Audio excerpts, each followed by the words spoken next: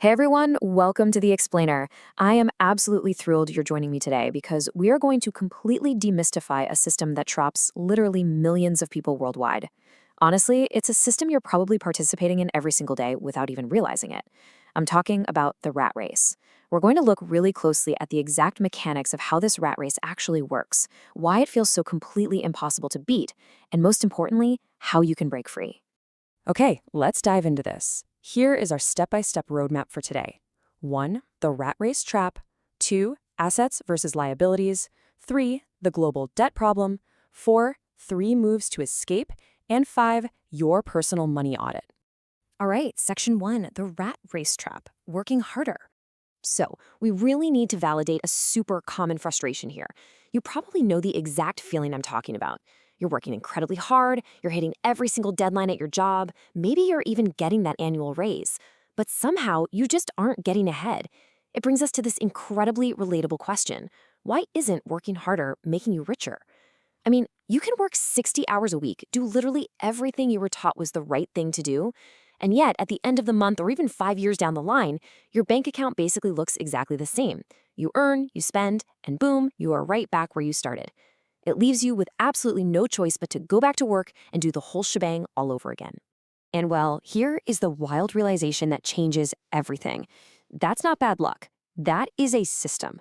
What you're experiencing is this highly mechanical, almost invisible loop. It's a very specific financial pattern where your paycheck goes in, your bills go out, and your balance just resets to zero.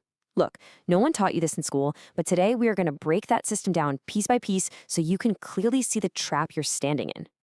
Moving on to section 2, assets versus liabilities, where your money actually goes. To really understand the rat race, we have to look at the core mechanics of your money. The real trap here isn't simply the act of spending money. I mean, obviously, we all have to spend money to live, right? The trap is specifically what you spend your money on. Every dollar you earn goes to one of two places. The first place a dollar can go is into an asset. An asset is simply something that puts more money in your pocket later. It's really that simple. Think of an income-producing rental property, for example. If you own a property and it pays you a steady stream of income every single month, that is a true asset. It's actively working to increase your wealth without your constant everyday physical labor. Now, the second place your money can go is into a liability. A liability is something that takes money out of your pocket every month. A classic example here is a car loan. But here is where it gets super tricky. The house you live in, with its mortgage, the property taxes, the constant repairs, for most people, that is actually a liability too, even though society is constantly telling us it's our biggest asset. It literally demands money from you every single month just to maintain it. And this brilliantly illustrates the whole problem when we put assets and liabilities side by side. We see how conventional wisdom just completely fails us here. Most of us were never ever taught this critical distinction, and because we don't know the difference, we spend our entire paychecks on liabilities. Nicer cars, bigger primary homes, totally upgraded lifestyles, thinking we're getting ahead. But in reality, our income and our expenses are just chasing each other in a circle. The psychological trap here is that accumulating all these liabilities feels like success, even though mechanically, it's exactly the thing keeping us stuck on the wheel. Let's pan out for section 3, the global debt problem, a national scale issue. So, this lack of financial literacy, it isn't just an individual failure. It scales up massively. Countries with low financial literacy exhibit the exact same destructive loop as individuals do.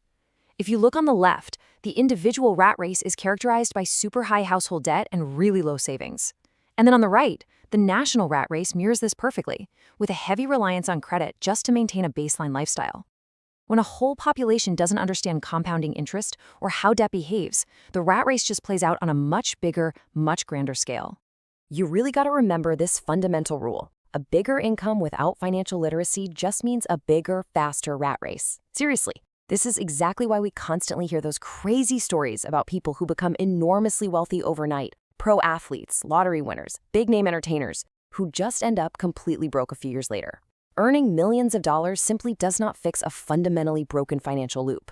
If you only buy liabilities, having more money just means buying much more expensive liabilities that drain your accounts even faster. Right, shifting gears. Section 4, 3 moves to escape, breaking the loop. now that we know exactly what the trap is, let's talk about the solution. Move number 1 is to track the direction of your money, not just the amount. Don't just pull up your bank app and ask, well, how much did I make this month? That's the old way of thinking. Instead, you need to ask yourself, how much of my income went towards something that will eventually pay me back? Redirecting even a tiny percentage of your money away from liabilities and toward assets completely changes your entire financial trajectory over time. It's a real game changer. And that builds directly into move number 2. Buy assets before liabilities. Look, human instinct tells us to instantly upgrade our lifestyle the exact second our income goes up. You get a raise, you immediately go buy a nicer car or rent a much bigger apartment. But the people who actually escape the rat race, they flip that order entirely. They buy the income-producing asset first. Then, they let the income generated from that asset fund their lifestyle upgrade. The upgrade comes from the asset, never directly from their paycheck. Which brings us to move number 3. Let money teach you, not fear you. It is so unbelievably common to just avoid learning about investing or debt or business simply because it feels super intimidating or overly complicated. But here is the absolute secret. Financial literacy compounds exactly like interest does. If you just take the time to learn a little bit every single month, it puts you dramatically ahead of where you'd be if you just avoided the topic entirely out of fear. Finally, Section 5, your personal money audit. How to take control this week. I want you to try this practically. Take your spending from just the last month and sort it into a really simple 2-column ledger. In the money in column, put the money that moved you closer to owning something that earns. In the money out column, put the money that essentially disappeared the moment you spent it on a liability. Now, if your second column is almost everything, take a deep breath, okay? That is not a moral failure on your part. It is simply what happens when literally nobody ever showed you there was another option. So the crucial point is this. Once you can physically see that split on paper, you can actually start moving it. Your goal isn't to magically change it all at once overnight, no way. Your goal is to shift that ratio by just 5 or 10%. That is the entire game. We aren't talking about overnight wealth here. We're talking about shifting the ratio month after month until the ultimate direction of your money changes from flowing out to flowing back in. I really want to leave you with this final provocative thought. The rat race is a system that, frankly, nobody bothered to explain to you in school. But now that you've seen exactly how it works behind the curtain, the choice is entirely yours. So what's it going to be? Will you keep running on the wheel, or will you start building your way out? Think about that ledger, take control of those assets, and start shifting your ratio today. Thank you so much for joining me on this explainer, and I'll see you next time.